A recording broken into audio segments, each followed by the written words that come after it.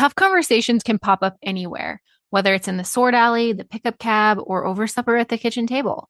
And let's be honest, navigating those talks can leave everyone involved feeling frustrated, unheard, or stuck. That's why I created a free guide, Handling Hard Conversations, 3 Steps to Creating Space for Clarity, Connection, and Mutual Respect.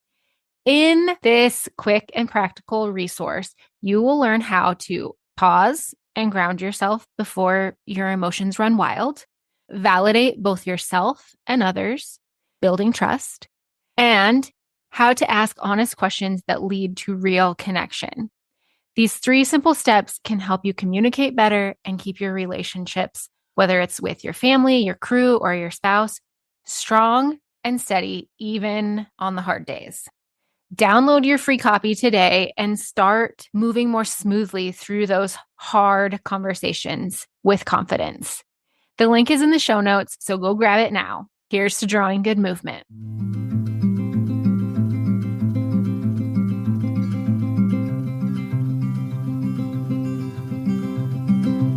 I'll carry you, you carry me, we'll help each other through it. Come on and say good movement draws good movement.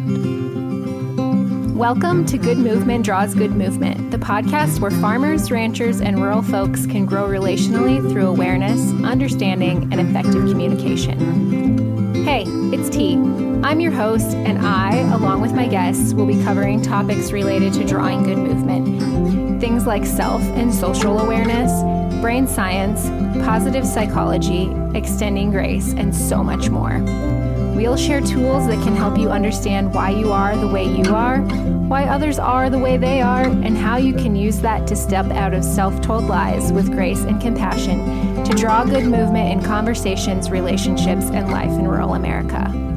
Let's go draw good movement. Welcome back to the Good Movement Draws Good Movement podcast. Today's topic was inspired by a recent conversation with a friend, and also it builds upon episode 84, where I told the story of apologizing to our middle daughter some 7 years after the incident took place. We are going to talk about apologies, about what they are and what they're not, because a lot of us were taught to say sorry, but we weren't taught what it meant to actually apologize. And maybe we didn't have that modeled to us or for us. Maybe we weren't taught how to actually apologize. We were taught that you need to say sorry, but we didn't maybe have that modeled to us. And if we didn't have that modeled to us, it's also very likely that we don't know how to receive an apology. So in addition to talking about what apologies are and what they're not, we are also going to touch on how to receive an apology. If that feels foreign to you, don't worry, we're going to talk about it. So the first thing I want to talk about is what apologies are. Apologies, like we alluded to in episode 84, are an act of repair. It doesn't erase what happened. You can't go back and etch a sketch it out, but you can repair it. So just like when you have some barbed wire fence that gets broken, you can't go and make that fence or that wire as if it were never broken. You're always going to see signs that happened. There's always going to be signs that it happened, but the fence will be mended, and maybe you can mend it in such a way that it's stronger than it was. So apologies are an act of repair. They don't erase what happened, but they mend the relationship. Apologies are also accountability in action. So naming what you did without shifting the blame. The key is without shifting the blame is accountability. You're holding yourself accountable to your behaviors and your actions. You're taking ownership for those behaviors and actions, and you're letting the other person know that you know. So an example of this, say you are working with your spouse or someone else in the sort alley, and you snap because they let the wrong animal in when it should have gone by. You can hold yourself accountable by saying something like, I shouldn't have spoken to you like that. That was wrong. You're not shifting the blame there. You are taking full responsibility for the way you talked to the other person involved. And that sort of softens the edges and opens the door for the next thing that apologies are, which is a bid for reconnection. It's not about forced closeness, but opening that gate up for future connection or for reconnecting. Apologies are also not performance. They are not lip service. Actually, we're getting into what they're not, but they are a process. It's less about having the right words and more about your approach, your posture. It's about being humble and less about the theatrics and the acting and all of that. Apologies are also sometimes uncomfortable. It tends to stir up some shame or guilt. And if you feel those things, it doesn't mean it's wrong. It means that it's new and it's real. So again, apologies are sometimes uncomfortable, but they are always worth it. Even if the repair doesn't happen just like you pictured it in your mind. Now, what apologies are not? They are not an excuse to avoid consequences. Sorry doesn't erase pain. It's not a get out of jail free card. I don't know if any of you or your children have watched Daniel Tiger's Neighborhood, but I have, and my kids have. And there's an episode of Daniel Tiger where they're talking about apologizing. And they have a little song that goes with it. And they say, saying sorry is the first step. Then how can I help? And I probably don't have the tune right. And I don't sing that well. So anyway, sorry about your ears. The point is saying sorry is often the first step and it doesn't erase the pain. That takes time. So apologies are also not a way to get someone to move on quickly. If your apology includes, can we just forget this happened? It's not an apology. That is pressuring someone to move past something that caused them hurt without allowing them time to heal what was hurt.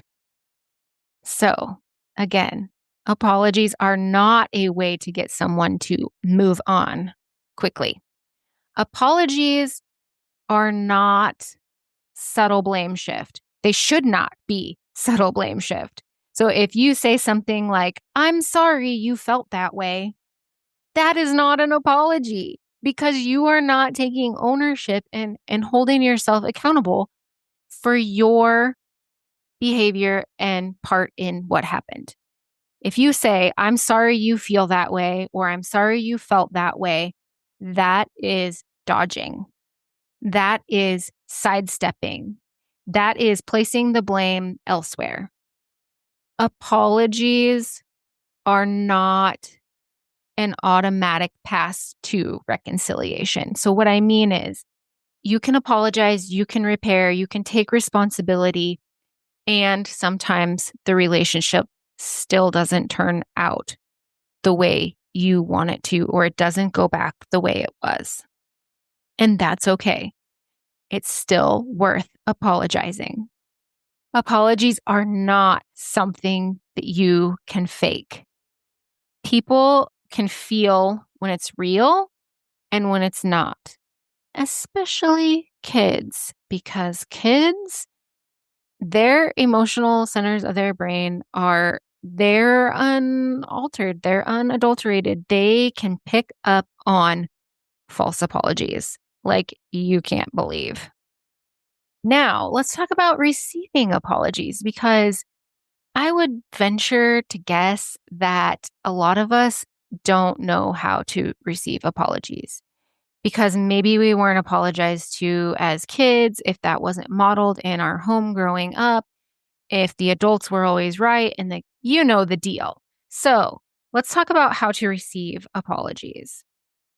You can receive an apology without minimizing your hurt. So just because you receive an apology, that's nice.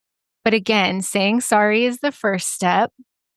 And then it might take some time to heal. So it's not like if you get the apology that you're hoping for, that just automatically erases the hurt. It's okay to hold both. You can be grateful and appreciative that you received the apology while still recognizing that there's pain there. And you can receive an apology and forgive someone and still hold a boundary. The apology is great, but also it's okay to hold the boundary. And here is something else about receiving apologies. If apologies do feel awkward or it makes you feel weird to receive one because maybe you aren't accustomed to receiving apologies, that's okay. It might feel weird. I want to encourage you though, if you are on the receiving end of an apology and the person coming to you comes in there humble and it's all the things that an apology is or you hope it to be, accept it. Don't brush it off and be like, oh, no, it's okay. It's okay. Or, oh, no, it was my fault. Really. No, if they're apologizing to you, accept it and say, thank you. I really appreciate that. And that might feel weird too, but practice makes confidence. And so just open yourself to receiving the apology. And then sometimes, as you well know, if you're not accustomed to apologies, sometimes apologies don't come. Like you want to receive the apology and it just doesn't happen. And that's a real thing that I know a lot of us are all too aware of. And grieving that matters. It's okay to say, man, I really wish that they would apologize to me. And it really hurts that they haven't. And grieve that. And we're going to talk more about this next week because I'm kind of on an apology kick, evidently. But we're going to talk more about this specific topic about when you really want that apology and it doesn't happen. So stay tuned. So here are some practical little tips for apologizing. Use I statements. I am sorry. And then take it one step further and be specific. I am sorry for the way that I hurt you. I am sorry that I didn't get back to you when I said I would. That's one that I've had to use a couple of times recently. And no excuses. No excuses. I am sorry that I didn't email you when I said I would. I could add all the excuses in there, but the fact is, I didn't email them when I said I would. And again, this leads right into the next thing. Don't justify or explain during an apology. Like I said, I could say, oh, we were busy doing this or that or the other thing. But the fact is, I didn't do what I said I was going to do. And this part, it's hard because we're human and we want to explain. And that part is hard because we're human and we want to explain ourselves. But sometimes when we explain ourselves, that's just dismissing the hurt or the inconvenience or whatever it is that we've caused the other person. So don't justify or explain during an apology. I am sorry for, and leave it at that. And then allow space for the other person's response. So again, they might feel really awkward receiving that apology. They might be upset. They might not actually be ready to receive it. And that is okay too. That's their feelings and they are allowed to have their feelings, just like you're allowed to have your feelings, but allow space for the other person's response. So with all of this in mind, reflect on what your relationship with apologies is. Did you have it modeled for you? Are you good at giving apologies? Are you good at receiving apologies? Have you ever been on the receiving end? Have you ever extended an apology? What's your relationship with apologies? And I also want to take a minute to mention that this idea of repair is pretty central to the work that I do in one-on-one guidance and in the Good Movement Collective. And we're going to talk about it in the private podcast, The Draw. But if this is something that is foreign to you, reach out, shoot me a DM. If you want to learn more about it, we can talk about how ways to work together so that we can make that happen. This kind of growth isn't easy, but it is possible and it is totally 1000% worth it. And if you are looking for someone to walk with you through this journey, I'm here for it. So I want to leave you with one last question. And that is there someone that you owe an apology to? Who is it? Don't tell me. Just write it down, reflect on it, think of it. Who is it? And what would it sound like? What would it feel like for you to apologize to that person humbly without defensiveness? What opportunity is there for the relationship if you take that first scary step and apologize? And with that, until next time, draw good movement. Thanks so much for tuning in. I'm so grateful for you. If you found value in this episode, I'd love for you to share with others who might also benefit from tuning in. Share by word of mouth, send it in a text, take a screenshot and post it on social media, or share however you prefer. And if you haven't already, hit the follow or subscribe button so you never miss an episode. Until next time, draw good movement.